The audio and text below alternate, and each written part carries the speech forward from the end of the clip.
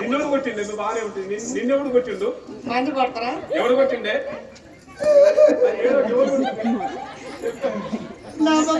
నీ మొగడికల్ లేనే లేదా? ఎక్కడికి పోయిండు?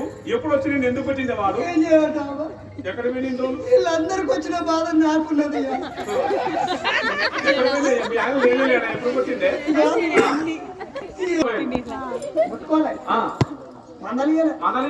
ముచ్చట కూడా పెట్టలేదు. ముచ్చట కూడా పెట్టలేదా? బొంబాయి పోయిందా? బొంబాయి పోయినా? బొంబాయి 10 సంవత్సరాలు పోయింది. 10 ఏళ్ళు బొంబాయి పోయిందా? మధ్య మధ్యలో ఇంటికి వచ్చిందా? ఇంటికి రాలే. ఫోన్ చేసిందా? ఫోన్ కూడా చేయలే. ఉత్తరం చేసిందా? ఉత్తరం కూడా రాయలే. మన నేను ఒకడు 10 ఏళ్ళు బొంబాయి పోయి గంత కష్టపడి గంత పని చేస్తుంటే 10 ఏళ్ళు ఇంటికా నుండి నువ్వేం పని చేసినవే? నేను ఇంటి దగ్గర ఉండి ఈగరంతో 2 పిల్లల కన్నానే అవ్వ నేను. దగ్గర కొట్టిండు అందుకని కొట్టిండు నిన్ను. అంటే భర్త మరి జ్ఞానం వచ్చిందా? భర్త లేడా? పిల్లలతో పుట్టిరని అంటున్నావా? ఇక మా ఆయన పోయినాక 5 సంవత్సరాలకు ఆదివారం నాడు అమావాస్య నాడు అర్ధరాత్రి 12 గంటలకు కళలు వచ్చింది. కళలు వస్తే పెద్ద పోరాడు వచ్చింది. మళ్ళీ 3 సంవత్సరాల కళలు వచ్చింది. చిన్న పోరాడు వచ్చింది. ఈ రోజులలో యాడ్ చేసుకున్నప్పుడు అయితే 10 సంవత్సరాలకు తిరిగి ఇంటికి వస్తుంది. ఇంటికి వస్తా టౌన్లో దిగిండు. పావుకల మటన్ తీసుకుంటా ప్రేమ కాబట్టి మటన్ తెచ్చిండు. మటన్ తీసుకొని ఇంటికి వచ్చిండు. ఇంటికి వచ్చేసరికి ఇంటి ముందు నేను నిలబడి మంచిగా నిలబడి ఉన్నా.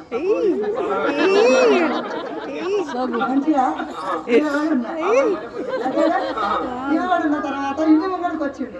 ఇక నాకు కిందికి మీదికి ఎందుకని 10 సంవత్సరాలు అయిపోయి ఈయన కాదా ఇంకెవరు గుర్తుపట్టలేదు. ఇక కిందికి మీద చూస్తుంటే ఏమే అన్నాడు. ఏంటండి అన్నా. లేదా భర్తకు భయపడకపోతే భార్య అని అనిపించుకుంటారా? ఏందండి అన్నా. సరే కానీ నువ్వేనా అంటే నేనే అన్నా. ఇగో ఈ పావుకిలో మటన్ తెచ్చిన వండు, నేను ఊళ్ళోకి పోయి దోస్తులు కలిసి వస్తా అని అన్నాడు. కానీ పావుకిలో మటన్ నా చేతిలో పెట్టి వెనకకు తిరిగిండు. తిరగంగానే మా పెద్ద కొడుకు అనుకుంటా ఉరికొచ్చి అయ్యో మంది అయితే నిన్ను డాడీ అని ఎందుకంటారు? మన కొడుకే. నేను పోయేటప్పుడు పిల్లలు లేదు జల్లలు లేదు. ఈడికిపోతే డాడీ ఈడెప్పుడు పుట్టిండే? అయ్యో ఓహో ఇంటికుంటే కొడుకు ఏం తెలియదు. కాబట్టి వేసుకుంటూ లక్క ముట్టాడి మళ్ళీ ఊళ్ళకి పోతుండగానే మళ్ళీ చిన్న పోరాడు ఉండగా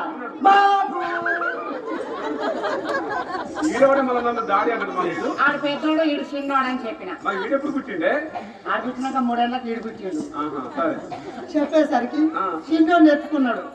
చీమిడి తీసేసి ఊళ్ళకి పోయినాక ఇక నేను కూర ఉండాలి కదా. ఇక కత్తిపీట తీసుకొని ముంగడ పెట్టుకొని మంచిగా కూర ఆటిని తెగింత కోసి గంజులు వేసి ఇక పొయ్యి మీద గంజు పెట్టి దాంట్లో ఇంత గ్యాస్ నూనె పోసి కాదు పొయ్యి అంటూ పెడతాను గ్యాస్ నూనె పోసి ఇక కూర పొయ్యి మీద వేసిన.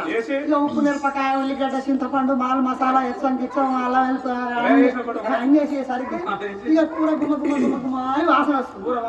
వాసన వస్తుంటే ఇక మా ఆడలకు ఒకటే బుద్ధి ఉంటుంది. ఏం బుద్ధి అయితే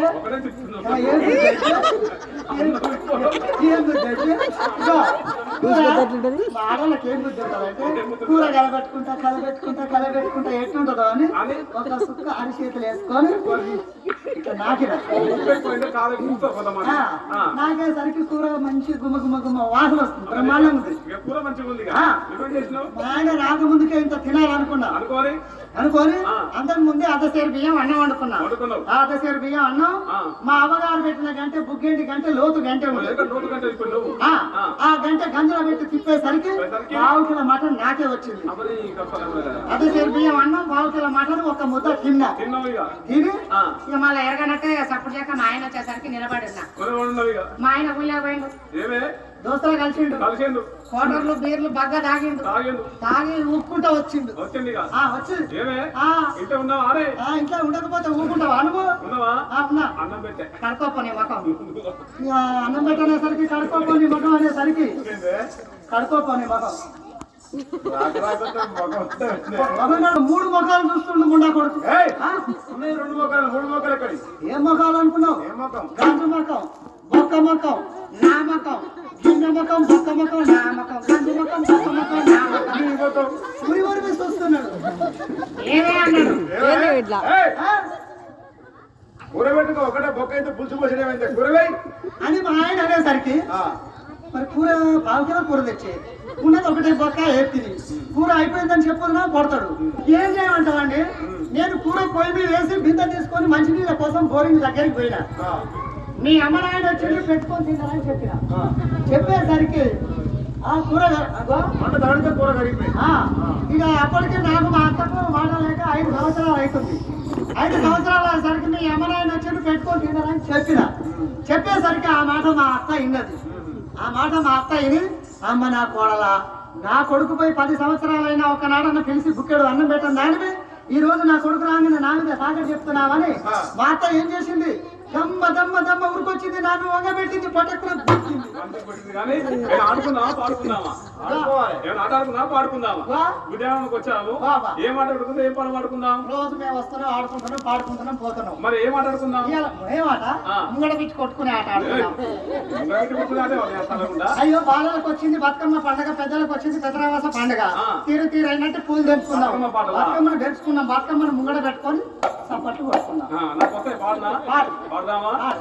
ఒక్కొక్క పువ్వేసి చందమామ ఒక్క జామలాయ చందమామ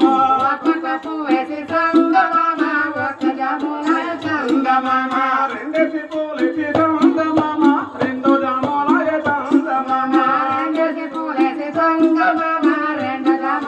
చందమామ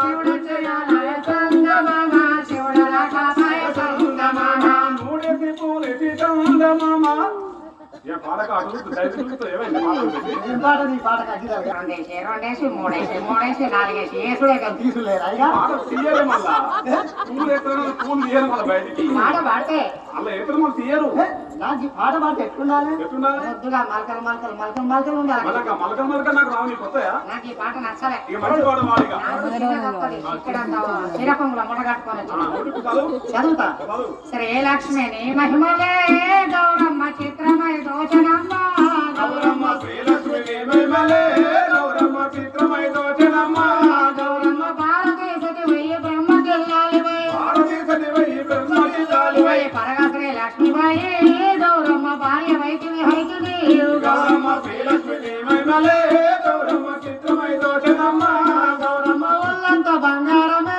బుజ్జమ్మ తిరుపతిలో బోడగుండే గౌరమ్మ శ్రీలక్ష్మి మహిమలే గౌరమ్మ చిత్రమై దోచనమ్మ అక్షంతలే పిద్దునా బుజ్జమ్మ నెత్తంత గొరిగిద్దునా బుజ్జమ్మ శ్రీలక్ష్మి మహిమలే గౌరమ్మ చిత్రమై దోచనమ్మ గౌరమ్మ దూరమంగా నా బుజ్జి దగ్గరికి జరిగి ఉండే